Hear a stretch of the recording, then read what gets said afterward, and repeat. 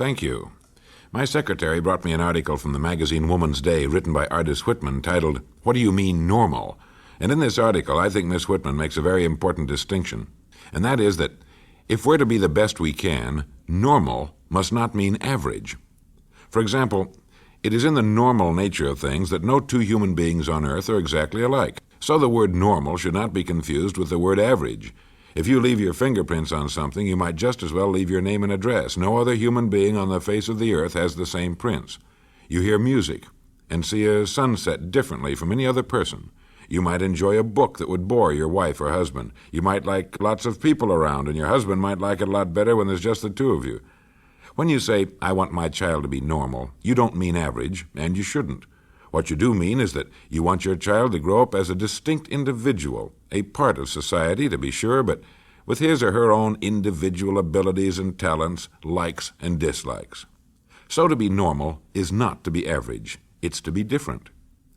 We may think we know everything about our friends and neighbors, but we don't. We don't even know ourselves. How can we expect to know others? The smiling, small talk and sharing of small intimacies with our so-called good friends does not reveal our true selves, nor does it reveal theirs. We present one face to the world, as a rule, and another one to ourselves. There must be millions of people who feel worthless just because they're not like what they think they see around them, and half the people they see and talk to feel the same way. They're not worthless at all. It's just that they've never really understood themselves enough to realize that we're not supposed to be like everyone else, because no one is. We're supposed to be ourselves and realize that we're distinct individuals. As artist Whitman points out, what's normal? Take a look at the great ones. Socrates one day stood for hours in the snow, oblivious to wind and cold, working out a timeless problem in philosophy. Churchill calmly walked into the bedroom of a president of the United States with only a towel draped around him. Einstein apparently could go a whole lifetime without giving a thought to whether or not he needed a haircut. Are these people normal or freaks? They're normal. That's the way they do things, and that's normal for them. If you try to conform to the crowd, you're not conforming at all. Really, you're making a mistake. You're trying to act like people act on the surface. It isn't you, and if you really knew the people, you'd find that what you thought they were like might be a far cry from what they're really like.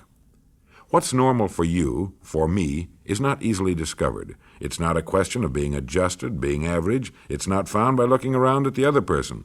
It's found only by inward searching, by the knowledge of who I am, not by the knowledge of what my neighbor does.